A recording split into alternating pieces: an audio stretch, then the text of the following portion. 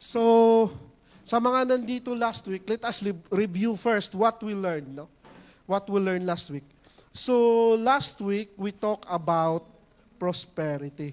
And we know that prosperity, it's not about only money, no? If we are talking about prosperity, hindi lang siya basta pera, but a whole being for sure. Ibig sabihin, when you are doing well, you are prosperous.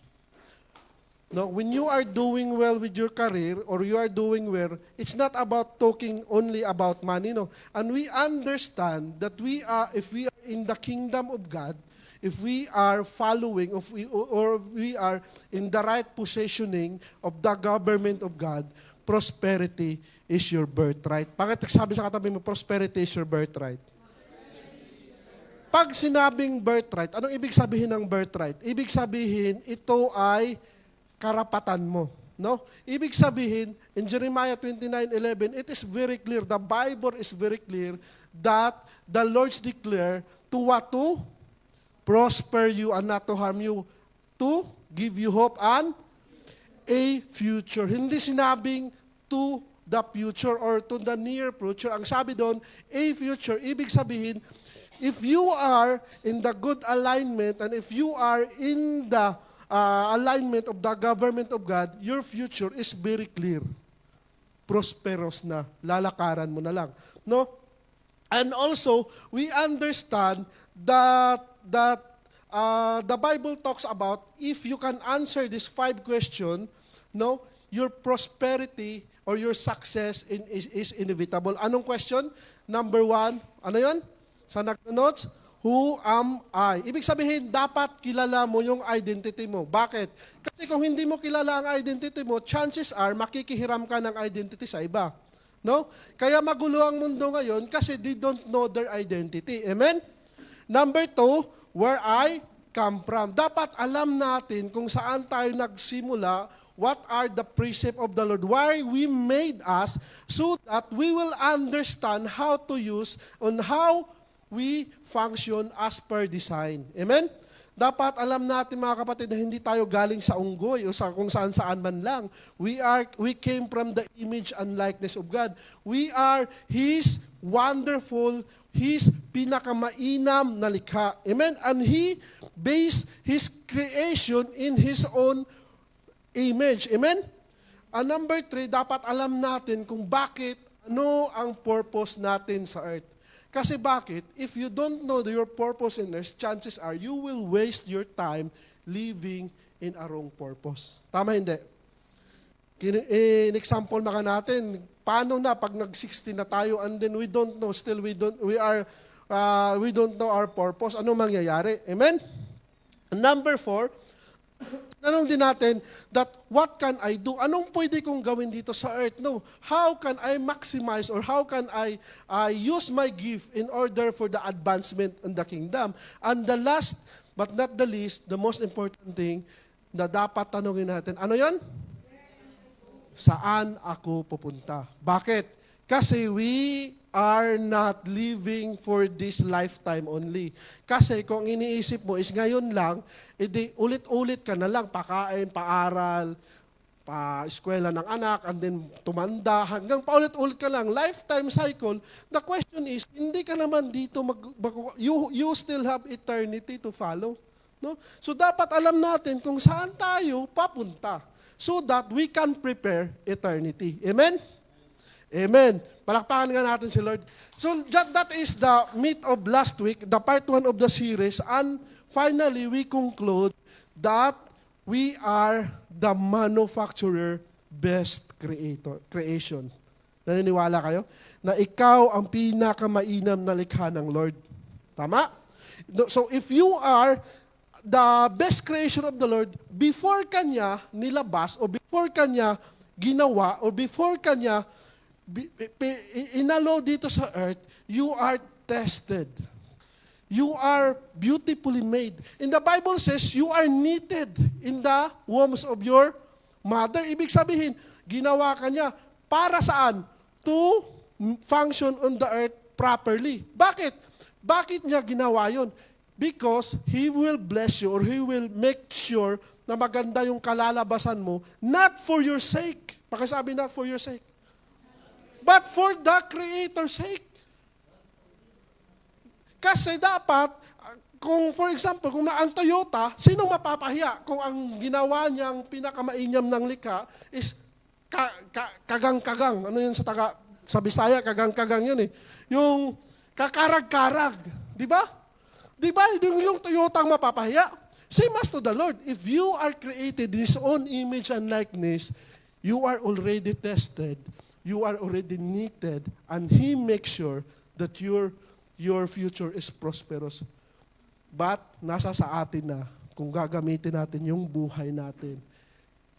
We will misuse our life or we will use it properly. Amen? At lastly, si Lord naglabas ng manufacturer manual. Anong ibig sabihin ng manual? Minds maker. Ito ang nilabas niya. Kung tayo lang ay nagbabasa ng ating mga manual, I am sure that our life will be sigurado tayo sa pagkadesenyo ng Lord. The problem is we don't read our Bible. Amen? And if we don't read our Bible, chances are we don't know how to properly use our life. Pakisabi sa katabi mo, talaga? So from now on, I want everyone to properly use our manual. Tama? Kasi ang Toyota, nakalagay pala doon na dapat, tumakbo ka na until 120, ikaw hindi ka nagbabasa, nagpapatakbo ka hanggang 80 ka lang. Kaya palagi kang late. Hindi mo pala alam na pwedeng patakbuhin ng 140 yun eh. Ikaw kasi gusto mong hindi mo alam na ganun ang pagkagamit. Chances are you will not use your life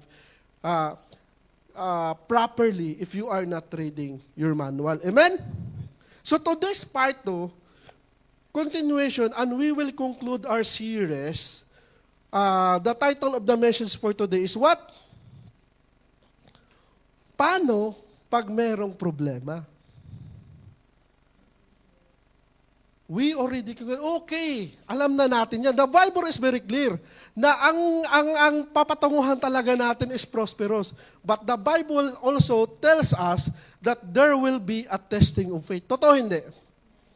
You are not a true Christian without testing of faith. Okay, prosperous tayo. Our future. But there will come a time that you will be tested. So the message of the Lord for today is what? Sabay-sabay? Pakipost nga Kuya Kent yung message.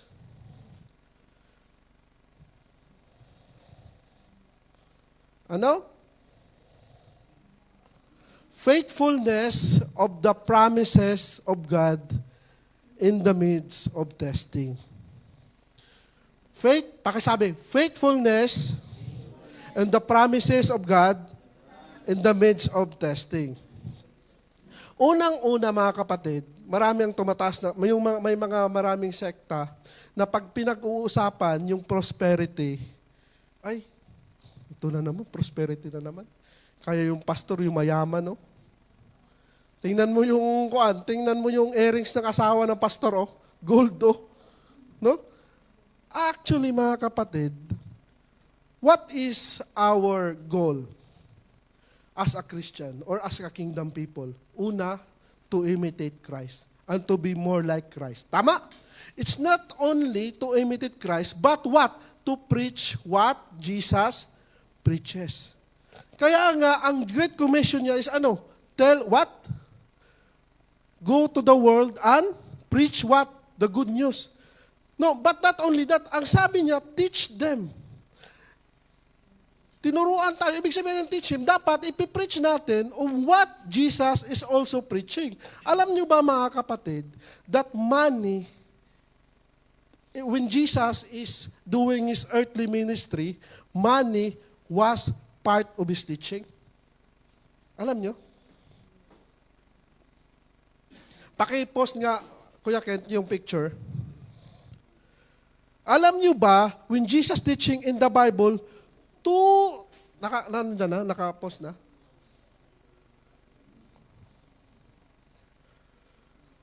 if you try to look your Bible, pag tinignan nyo ang Bible, 2,000 times money has been mentioned in all the verses. No? And it was more than, prayer and faith combined. So what is the purpose? If money is not important to the church per se, why Jesus teaches it in his parables? Do you believe that Jesus is the most effective person who live on earth? Wala siyang sinayang na oras. He teaches what is significant for his disciple. Lahat ng itinuro ni Jesus, ito ay importante sa kanyang mga disciple. And then, irony, if you are thinking why money is not important, why Jesus teaches us more than faith and love? Bakit napakarami ng teaching ng faith? Ng money. Why? Because money is important. Imagine niyo ngayon mga kapatid, if you are serving the Lord, tapos wala kayong pera, edi mangungutang kayo ng pamasahe niyo papunta ng church. Yung iba kakapit pa sa patalim. Anong mas mabilis mag-serve? Kung prosperous ka o kung less ka?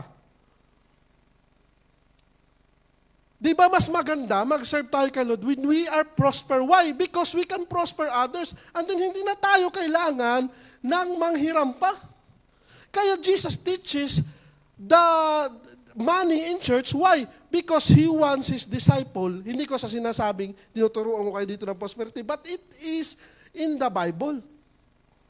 Jesus will not waste His time teaching money kung hindi ito significant sa mga buhay natin.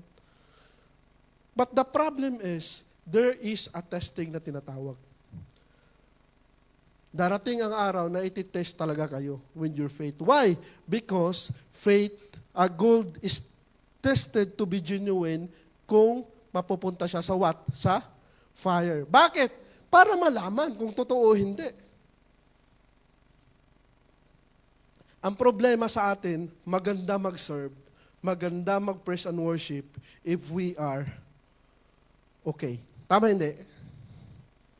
Ay, yung iba hindi, no? Sinong hindi na problema sa pera dito, tas ang kamay? Yung hindi na problema.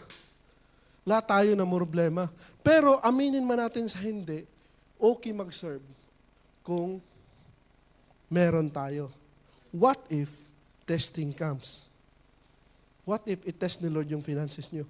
What if wala kayong trabaho ngayon? What if namatayan kayo ng lola? What if hanggang ngayon pinag-prepare nyo hindi natutupad? It is okay to serve God.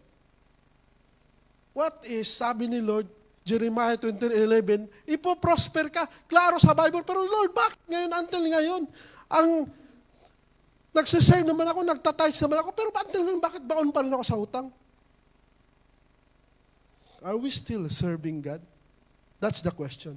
Now, we will understand the story of Isaac and Abimelech, the king of Palestine. Tingnan natin what the promises of the Lord if we are tested. Amen? So the verse is found in Genesis 26:1-14. This is the story of Isaac and Abimelech. Abimelech was a king of Palestine, one of the valley of Gerar. So bigyan ko lang kayo ng konting background sa story. There is a famine in the land. Pag sinabing famine, ano ibig sabihin ng famine? Taghirap. Ibig sabihin, ang land is taghirap that time. No? The most logical way, kung nandyan ka sa land ng taghirap, anong logical way mo? Ang logical way mo is pumunta kung saan walang taghirap. Tama hindi? Siyempre, dito, tagutom dito na lugar dito. What is your most logical way? Pupunta ka sa lugar na walang taghirap. Itong Palestine and Israelites and Jews, they have history of conflict. Kaya nga man, alam nyo yung nangyayari ngayon sa Palestine, history of conflict yan. Magkaaway talaga yan sila 2,000 years ago pa. But this Abimelech is a Palestinian king. No?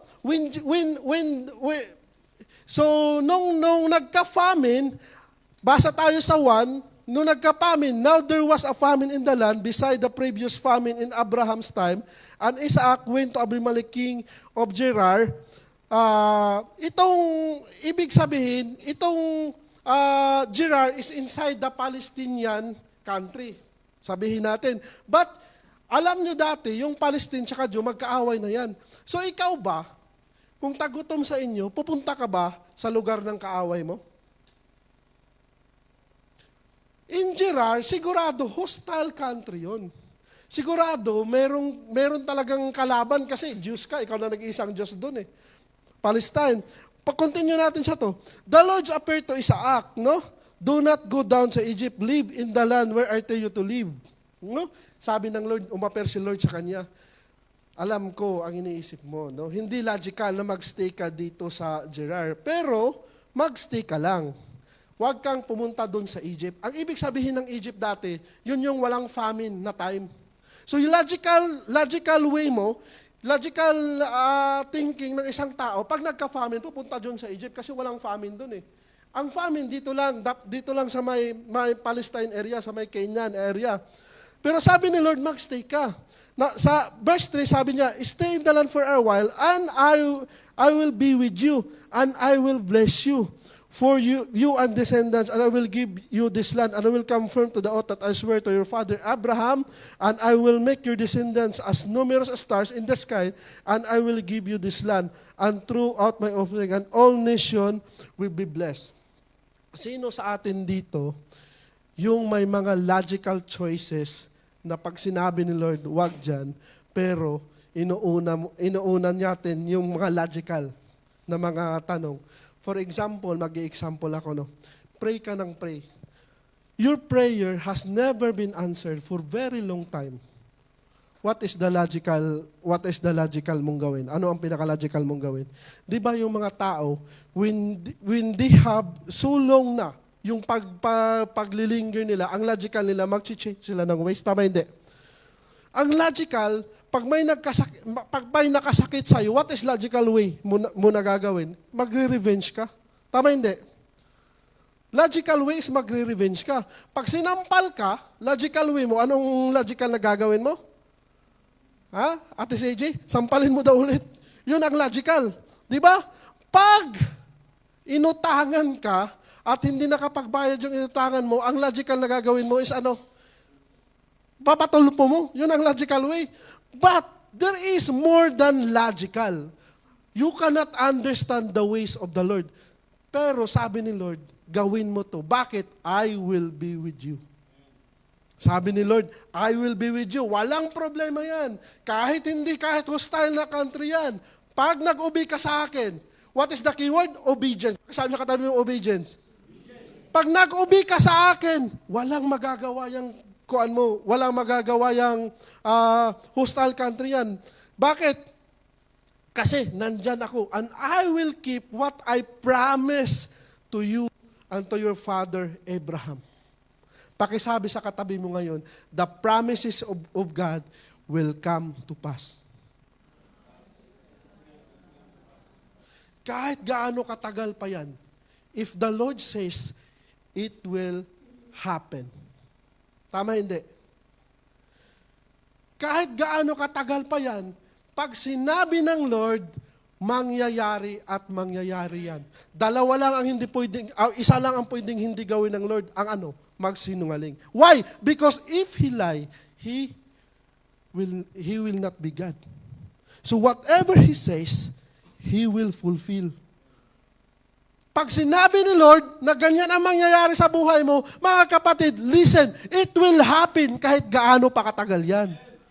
Kaso the problem is, we are not willing to wait. No? We are not willing to wait. And ang gagawin pa natin is we do it ourselves. Ay Lord, parang hindi na talaga ako Lord nito Lord. Ilang taon na ako Lord, magti-38 na ako.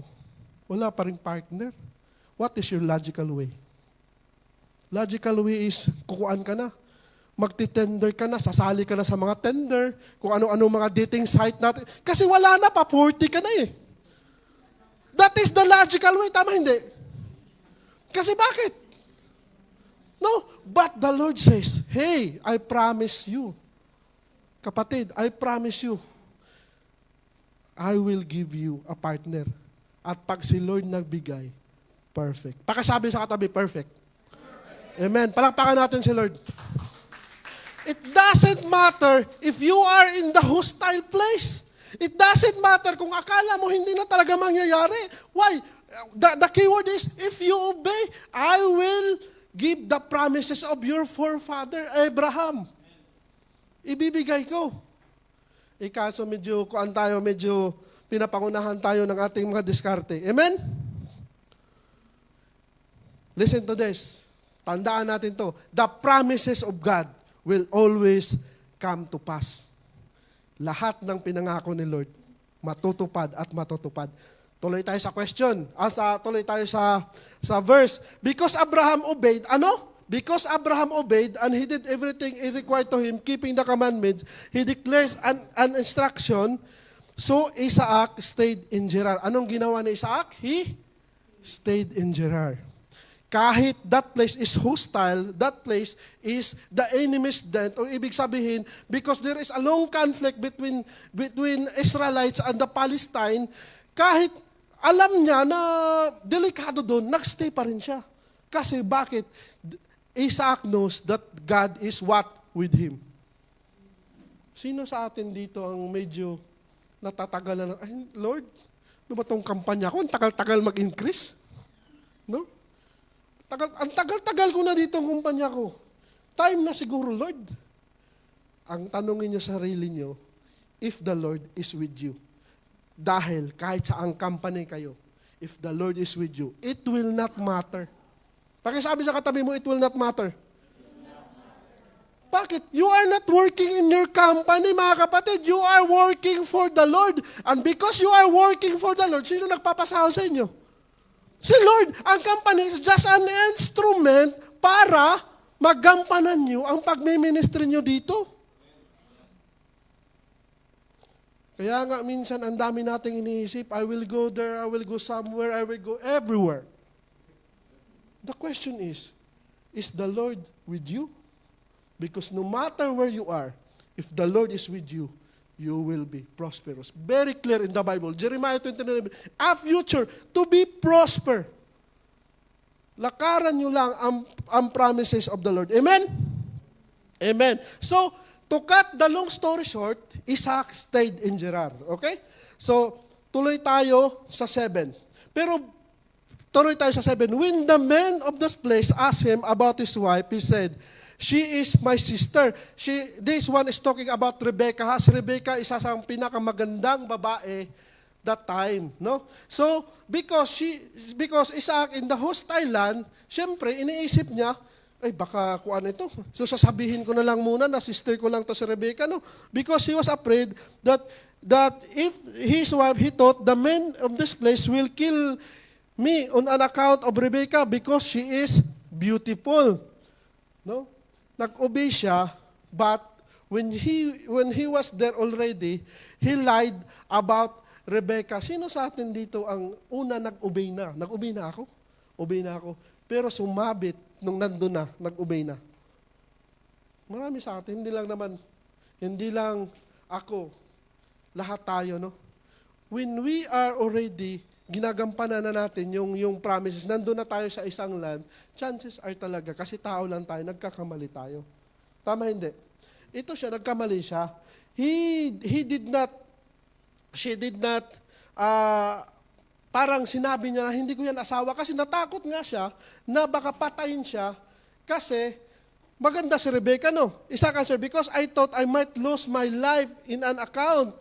Then, pero itong maganda, basa tayo sa 10, continue tayo. Then Abdul-Malik said, what is it that you have done to us? One of the men might sleep with your wife, and you would have brought guilt upon us. So Abdul-Malik orders to all his people, anyone who harms his man or his wife shall surely put to death.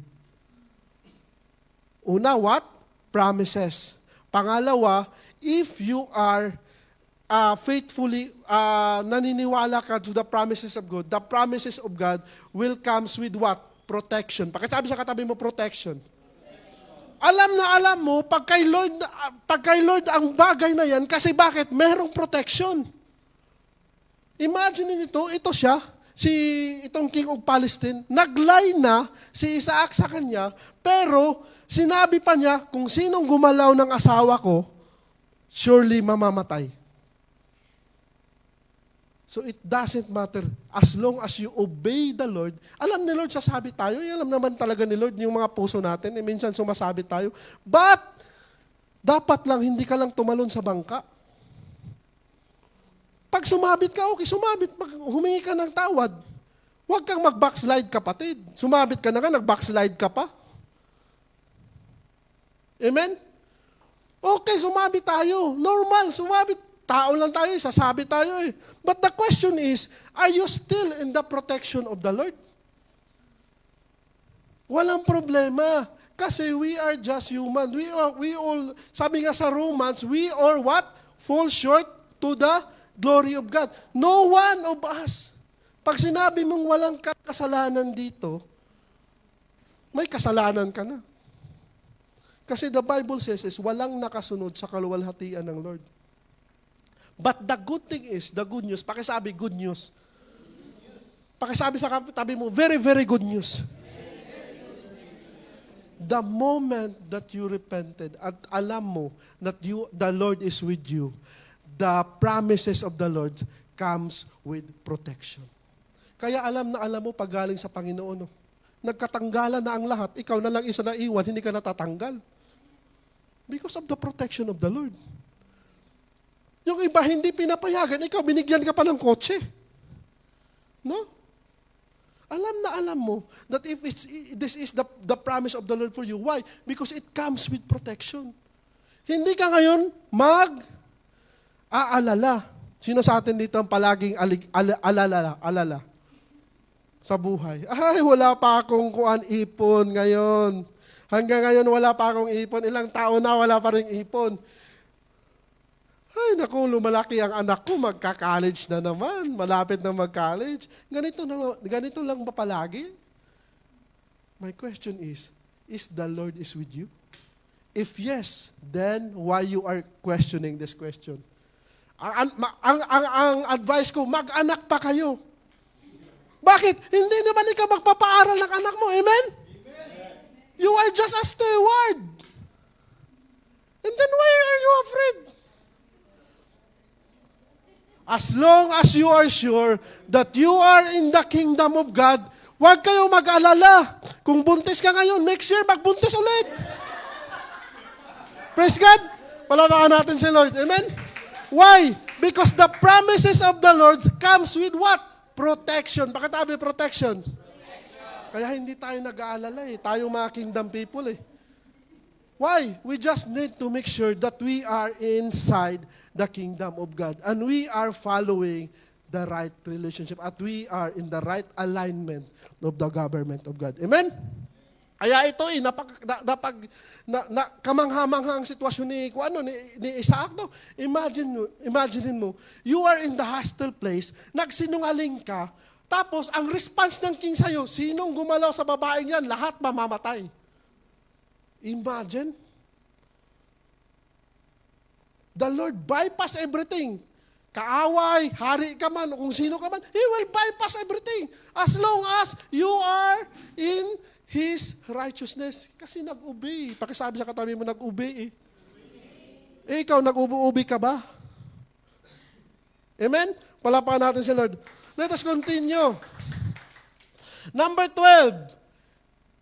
Kung may protection, pakisabi, promises also of God comes with provision. Provision, bakit sabi? Hindi lang protection, kapatid. Meron pang provision. Sabi dito sa 12, Isaac planted what?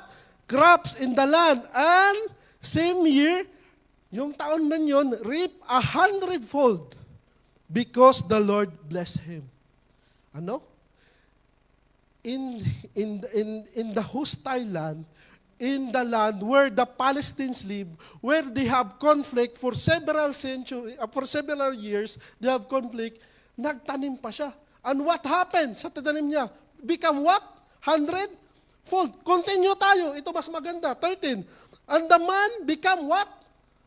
Sabay-sabay nga tayo. And the man become what? rich, and his wealth continued to grow until he became very, imaginein mo, rich pa, very wealthy pa. Why? Because he obeyed the Lord. Napaka-simple, no? If you wag lang tayong manghina, no? Wag lang tayong manghina, no? Kasi alam naman natin talaga that our goal, that our future is prosperous na talaga, prosperity na talaga. But dapat even in the midst of famine or in testing, we are obeying the Lord. The question is, are we obeying the Lord? Pag sinabi ni Lord ganyan, are we still obeying? Are we doing what the Lord's want or are we doing the logical thing? Pray ka ng pray, Lord. Ang tagal na, Lord. Nagtatights naman ako. Ano ba yan, Lord? Question mo pa. No? Do you believe that the Lord answers our prayer? Sa kamay. The Lord always answers our prayer. The problem is, He answers our prayer in His timeline, not in your. Ang problema sa atin, gusto natin i-answer ni Lord ang prayer natin in our timeline. Kaya, nagmamadali tayo. Lord, gusto ko na, Lord, ha? Bukas, tall, dark, and or next year, or next week. The question is, hindi mo kasi hawak yung timeline ni Lord. When the Lord gives His blessings, or when Lord answers your prayer, pakisabi sa katabi mo, it is always timely. In His time. Example ka na naman dito yung asawa ko, 16 years. No? Ang tagal na pinag-pray. Ang tagal-tagal. Wala na siyang self-confidence na mag-take ng exam, di ba? Wala na, kasi ang alam niya, prito. Di ba? Yun na lang alam eh, no? Magpabao, wala na talaga. Tingnan mo ngayon, mga kapatid, hindi ko sinasabi, kada uwi, may bagong procedure na naman. Procedure na naman akong alam, di ba? It's very good. No? Why? Because God's answers His promises always timely. Pakisabi sa katabi mo, timely. No? Tingnan mo dito si Isaac, no? In a hostile land. Ibig sabihin, pag sinabing hostile, sa lugar ng kaaway. Amen? And then, hindi pa niya lugar, nagtanim siya ng grapes. Ang nangyari, he become rich. Hindi lang sa rich, he become very wealthy. Amen? Alam niyo mga kapatid, sa mga buhay natin, marami tayong hindi naintindihan. Tama? Ang advice namin dito, pag hindi nyo naintindihan, anong gagawin nyo? Ulit, anong gagawin nyo? Kasi bakit? Papasok na naman dito talaga yung favorite verse ng kumpare ko, no? Si Pastor Gilbert. Anong favorite verse niya? Proverbs 3:5. Ano yan? Trust in the Lord. Trust in the Lord with all your what? Heart, and not lean on your own what? Understanding. Very, very easy, no? Pag hindi mo alam ang gagawin, what you have to do? You have to trust what? Who? The Lord. Why? Because the Lord is sovereign. Because the Lord is powerful. Because the Lord is super. Ano pa? Hindi ko ma-explain ko si Lord. Lahat ng kabutihan nandun na. You have to trust Him. Doon ka nang galing sa Kanya. He wants the best for you. And not lean to your own what? Understanding. Iniisip mo, ay, ito ang logical. Dapat ito. Dapat i-grab ko na to. Ay, tatambay nga ako sa bar. Baka makakita ko ng kuan doon. Cats. Or makakita ko ng chicks. No. You have to trust that the Lord has plans for you. And that plans is to prosper you. And that plans are not to harm you. Amen? Dapat isa puso natin yung tinatawag na Lord's Prayer. Sabay-sabay. Ano nga yung Lord's Prayer? No? Yung mga galing sa hindi. Yung mga nababasa na lang. Lord's Prayer. Ano yung Lord's Prayer? sige, sabi sa, Our Father in where? In heaven. Our Father in heaven, hallowed be thy name. Thy kingdom come, thy will be done. Pinakamagandang prayer, Lord, your will be done. Hindi mo man naintindihan ngayon yung problema. Hindi mo man alam kung ano mangyayari. May utang ka, ang dami mong kuan, hindi mo, kung ano-anong problema sa buhay, your will be done. Kasi bakit? His will is always perfect for you. Palapakan natin si Lord. Kung ayaw nyo palang He will be done, palitan nyo na lang. My will be done, Lord, my will be done. Huwag na tayong mag-Lord's Prayer. Very simple. Amen? Dito kung magtatapos, ay tapos na. No? Palakpakan natin si Lord. Ang bilis lang. Kasi, bakit? Birthday daw.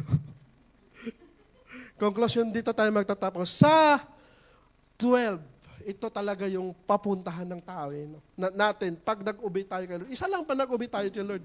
The man what? 12. Genesis 1:12. Sabay-sabay tayo. The man become rich. And his wealth continued to grow until he very wealthy. Palakpakan natin si Lord.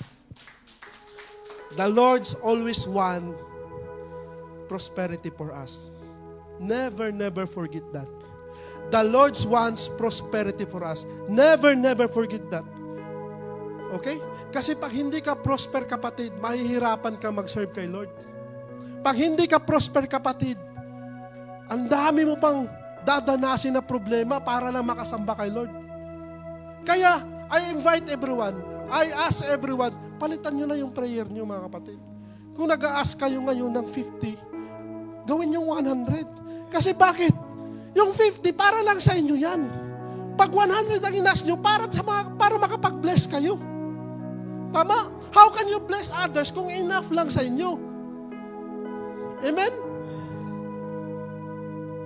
Bible is very clear. Our future is prosperity. Amen? Shall we all stand? Lapakan natin.